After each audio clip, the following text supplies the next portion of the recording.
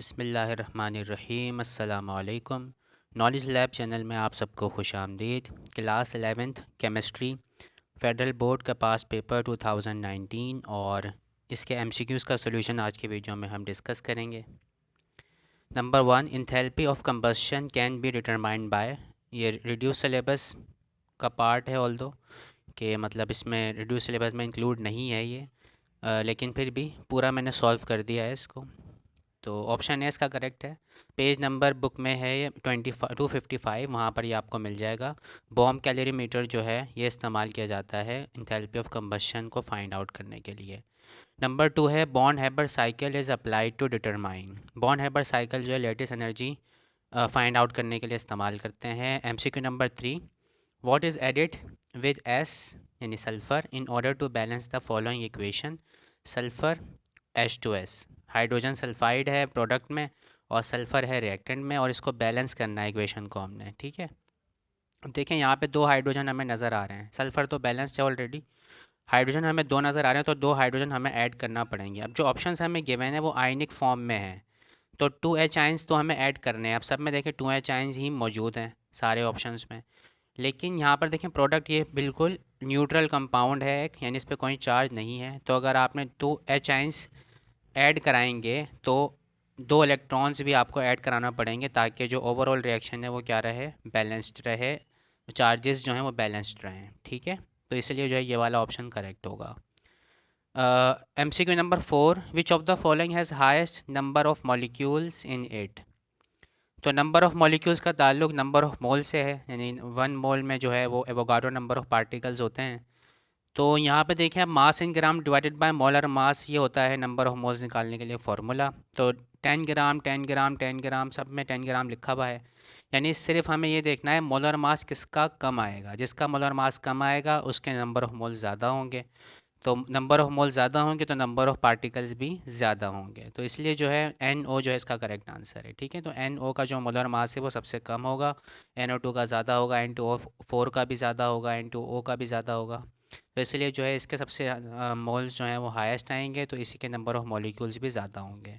MCQ number 5, how many moles of O2 oxygen are needed by the for the complete combustion of 1 mole of butane. तो इसके लिए हमें butane का formula देख लें, C4H10। तो नेक्स्ट स्लाइड पे मैंने सॉल्व किया है। इक्वेशन लिखना पड़ेगी हमें पहले इसके लिए। तो C4H10 कंबशन रिएक्शन है, ऑक्सीजन के साथ रिएक्शन होगा। प्रोडक्ट जो बनते हैं कंबशन में वो CO2 बनते हैं, यानी कि जो कंपाउंड है जिसकी कंबशन हो रही है उसका ऑक्साइड बनता है। तो यहाँ पे कार्बन था तो कार्बन डाइऑक्साइड, और साथ में वाटर वेपर्स बनते हैं और हीट एनर्जी रिलीज़ होती है। ठीक है, तो इक्वेशन हमने बैलेंस कर लेनी है। फिर 4 कार्बन थे तो 4 कार्बन, सब ठीक है। उसके बाद फिर हाइड्रोजन, पहले कार्बन करते हैं उसके बाद हाइड्रोजन फिर ऑक्सीजन, इस तरह से करते हैं बैलेंस। उसके बाद हाइड्रोजन देखें 10 है तो मैंने यहाँ 5 लगा दिया H2 के साथ, H2O के साथ, तो 5 हाइड्रोजन, सॉरी 10 हाइड्रोजन हो गए यहाँ पे भी, यहाँ पर भी 10 हाइड्रोजन हो गए। अब ऑक्सीजन देखें, यहाँ पे 4 2 8 ऑक्सीजन है और यहाँ पर 5 13, टोटल 13 ऑक्सीजन बन रहे हैं। तो 13/2 अगर मैं लगा दूँ तो 2 से ये वाला 2 कैंसिल आउट हो जाएगा और 13 ऑक्सीजन हो जाएंगे। ठीक है, तो बैलेंस आउट हो जाएगा। उसने हमसे पूछा है ऑक्सीजन का कि कितने ऑक्सीजन होंगे। ठीक है, तो 6.5 आएगा। 6.5 moles of oxygen are needed for the complete combustion of 1 mole of butane. ठीक है, तो यहाँ देखें 1 मोल ऑफ ब्यूटेन मौजूद है, इसको 1 रखना था, इसलिए मैंने यहाँ पे देखें 2 डिनोमिनेटर में लिखा है, वरना 2 से मल्टीप्लाई भी करा सकते थे। तो 1 मोल के लिए उसने पूछा था, तो 1 मोल के लिए 13/2 यानी कि 6.5 मोल्स ऑफ ऑक्सीजन जो है उनकी रिक्वायरमेंट है। उसके बाद देखें MCQ number 6, which of the following orbital is of greater energy. तो इसके लिए हम ट्राइंगल वाला मेथड भी इस्तेमाल कर सकते हैं और N+L रूल भी यूज़ कर सकते हैं। तो जितने भी ऑर्बिटल्स हैं इनके लिए मैंने N+L वैल्यू यहाँ पे देखें लिख ली है, या फिर आप ये ट्राइंगल इस तरह से ड्रॉ करते हैं जो इलेक्ट्रॉनिक कन्फिग्रेशन के लिए, इससे भी पता लगा सकते हैं। तो जो सबसे आखिर में भरा जाएगा शेल, उसी की जो एनर्जी है सबसे हाईएस्ट होगी। तो हमारे पास जो ऑप्शंस में गिवन है 4D है, 6S है, 4F है और 5P है, और ये इनकी जो L वैल्यूज़ यहाँ पे लिखी हुई हैं।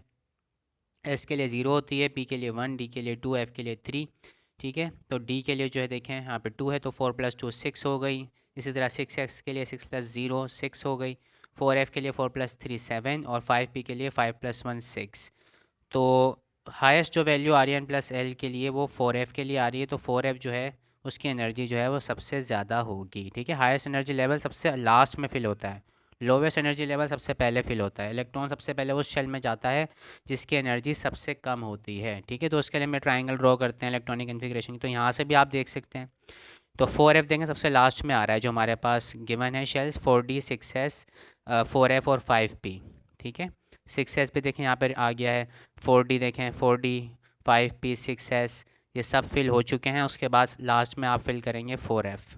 ठीक है, इस तरह से आप फिलिंग करते हुए आ रहे हैं इस ऑर्डर में। तो 4F सबसे लास्ट में आ रहा है, तो 4F की सबसे एनर्जी जो है ज़्यादा होगी। उसके बाद नेक्स्ट है what when fast neutrons are bombarded. तो ये याद करने वाला है, बुक में पेज नंबर 25 पर प्रॉपर्टीज़ ऑफ न्यूट्रॉन्स मौजूद हैं। वहाँ पर इक्वेशन लिखी हुई है, नाइट्रोजन प्लस न्यूट्रॉन बोरॉन बनता, बोरॉन पार्टिकल बनता है, और साथ में जो है वो न्यूक्लियर रिएक्शन होता है ये, और अल्फ़ा रेज प्रोड्यूस होती हैं। हीलियम लिखा हुआ है वहाँ पे, तो हीलियम जो होता है वो, हीलियम न्यूक्लियाई जो होते हैं वो अल्फ़ा रेज होती हैं। तो ये एरो के पीछे जो है ये नज़र आ रहा होगा आपको बॉक्स, तो अल्फ़ा रेज इसका करेक्ट आंसर है। नेक्स्ट MCQ 8, कार्बन हाइड्रोजन जो बॉन्ड लेंथ है वो डिपेंड करती है एस ऑर्बिटल जो है उसकी जो हाइब्रिडाइजेशन हो रही है पी के साथ, उस के एस कैरेक्टर जितना कम होगा CH बॉन्ड लेंथ उतनी ही कम होगी। ठीक है, तो अब सबसे कम जो है एस कैरेक्टर किस में होगा, एस, तो यहाँ पे ऑप्शन दिए हुए हैं हमें sp2 sp3 dsp3 और sp। अब कार्बन जो है वो dsp3 हाइब्रिडाइजेशन तो नहीं करता है, और ना ही ये आपके सिलेबस में मौजूद है। तो इन तीनों ऑप्शन में से हमें जो है सिलेक्ट करना है, तो sp जो है इसका करेक्ट आंसर होगा। ठीक है, क्योंकि sp और जो हाइब्रिडाइजेशन है इसके अंदर जो s कैरेक्टर है वो सबसे कम होगा। ठीक है, सॉरी, sp3 जो हाइब्रिडाइजेशन है इसमें s कैरेक्टर जो है सबसे कम होगा, ये मैंने गलती से लगा दिया है sp यहाँ पर, तो sp3 आना चाहिए इसके अंदर।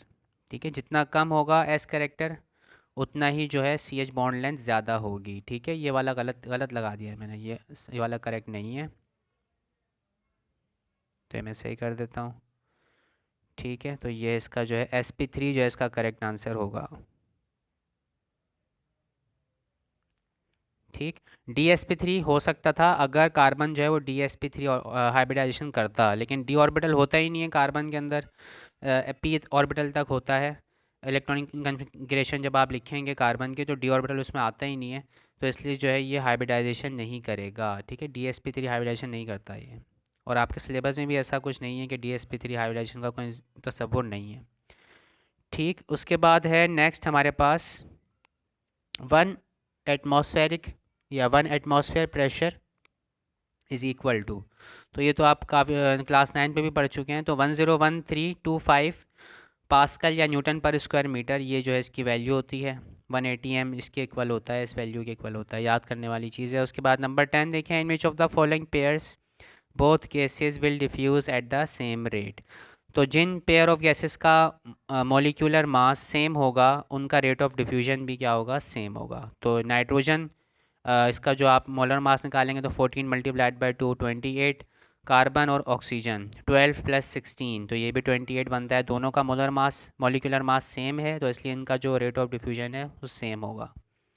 MCQ और ग्राम्स लॉ ऑफ डिफ्यूजन जो यहाँ पे मैंने अप्लाई किया है। अच्छा, MCQ नंबर 11 है, which of the following requires least energy for vaporisation. तो ये बुक में मौजूद है, ये भी इसका पेज नंबर नहीं लिख पाया मैं, लिखना भूल गया हूँ। तो इसका फ्लोरीन F2 जो है इसका करेक्ट आंसर है। ठीक है, एनर्जी ऑफ वेपराइजेशन होती क्या है कि amount of energy, heat energy required to vaporise a liquid at its boiling point, ये कहलाती है जनाब heat of vaporisation.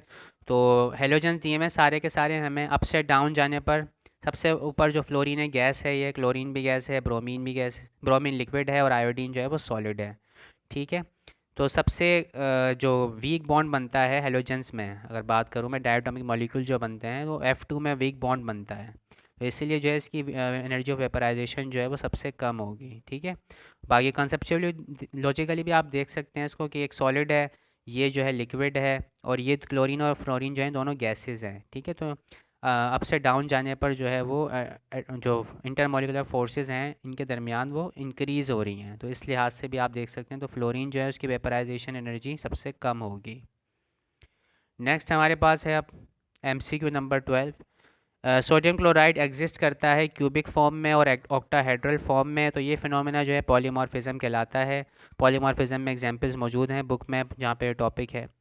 MCQ number 13, a reaction will proceed in forward direction in order to attain equilibrium. तो Q जो है reaction quotient जिसे हम कहते हैं, तो वो लेस देन अगर हो इक्विलिब्रियम कांस्टेंट से, तो तब जो रिएक्शन है वो फॉरवर्ड डायरेक्शन में प्रोसीड करता है। ठीक है, इक्विलिब्रियम पे जो रेशो होता है प्रोडक्ट का और कंसेंट उसका रिएक्टेंट का, concentration of products and reactants, ये कहलाता है इक्विलिब्रियम कांस्टेंट। बाकी इसके अलावा किसी और इंस्टेंट पे, किसी और जगह पे अगर आप देख रहे हैं, किसी और टाइम पर देख रहे हैं इक्विलिब्रियम से हट कर, तो वो रिएक्शन कोशेंट हम उसे कह रहे होते हैं। ठीक है ना, यानी किसी भी टाइम पर हम कह सकते हैं, लेकिन ये जो इक्विलिब्रियम कांस्टेंट जो है वो फिक्स है इक्विलिब्रियम कंसंट्रेशंस के लिए। बाकी क्यू रिएक्शन कोशेंट वो तो आप किसी भी वैल्यू के लिए कर सकते हैं।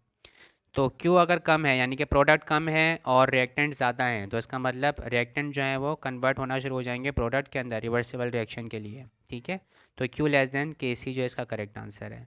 उसके बाद 14 देखें, pH ऑफ 0.001 मोलर सोल्यूशन है NaOH का, इसकी हमसे pH फाइंड करने का कह रहे हैं कि क्या होगी। तो यहाँ पे जो वैल्यू दी हुई है कंसनट्रेशन, अब NaOH है, ये एक बेस है, अल्कली है, तो यहाँ से जो आपको कंसंट्रेशन जो मिलेगी ये OH आयंस की कंसंट्रेशन मिलेगी। जब आप इसका नेगेटिव लॉग लेंगे तो आपके पास रिजल्ट आएगा 3, तो ये आपके पास आ जाएगी POH। ठीक है, तो POH और pH दोनों का जो सम होता है वो 14 होता है। तो 14 में से जब आप 3 माइनस करेंगे तो आपके पास pH वैल्यू आएगी, तो 14 में से 3 माइनस करेंगे तो 11 आएगा, तो 11 इसका करेक्ट आंसर है। उसके बाद विच of the following compounds will produce acidic solution, book में एग्जाम्पल, बुक में पेज नंबर 188 पर एग्जाम्पल्स मौजूद हैं। सॉल्ट हाइड्रोलिसिस का टॉपिक है, तो अमोनियम नाइट्रेट इसका जो है करेक्ट आंसर है। NaCl का जो सोल्यूशन होता है वो न्यूट्रल होता है। ठीक है, सोडियम साइनाइड का बेसिक सोल्यूशन होता है, अमोनियम नाइट्रेट का एसिडिक है। पोटाशियम नाइट्रेट जो होता है इसका भी सोल्यूशन जो है वो न्यूट्रल ही होता है आई थिंक। उसके बाद नेक्स्ट है the units of rate constant and the rate reaction will be same, तो ज़ीरो ऑर्डर रिएक्शन के लिए सेम होते हैं यूनिट्स। ठीक है, उसके बाद number 17, which of the following not a pair of partially miscible liquids, यानी ऐसे लिक्विड्स जो एक दूसरे में किसी हद तक यानी पार्शली मिसिबल भी ना हो, ऐसा पेयर जिसमें जो लिक्विड्स हैं वो पार्शली मिसिबल ना हो, not a pair of partially miscible liquid, वो कौन सा है। तो पेज नंबर है बुक का 213 और 214, वहाँ पे एग्जांपल्स मौजूद हैं ये सारी की सारी। तो पार्शली मिसिबल के अंदर आपको ये तीनों एग्जांपल मिल जाएंगे, एनिलीन, निकोटीन और फिनॉल। और जहाँ पे बिल्कुल ही मिसिबल नहीं है, बेंजीन और वाटर की एग्जांपल यहाँ पे मिलेगी। लॉजिक यहाँ पे जो अप्लाई करनी होती है वो ये कि लाइक डिज़ोल्व्स लाइक, यानी कि जो एक जैसे लिक्विड्स होते हैं वो ही अपने आप एक दूसरे के अंदर जो है मिसेबल होते हैं। तो बेंजीन जो है नॉन पोलर है, वाटर पोलर है, तो ये एक दूसरे को में जो है मिसेबल यानी कि डिज़ोल्व नहीं होते, मिक्स नहीं होते। ठीक है, तो ये कंप्लीट हो गए MCQs आज की वीडियो में, इतना ही। नेक्स्ट वीडियो भी इंशाल्लाह जल्दी से जल्द अपलोड होगी, 2018 का जो MCQ सॉल्यूशन है वो अपलोड करूँगा इंशाल्लाह मैं जल्द से जल्द। तो आज की वीडियो में इतना ही, अल्लाह हाफ़िज़।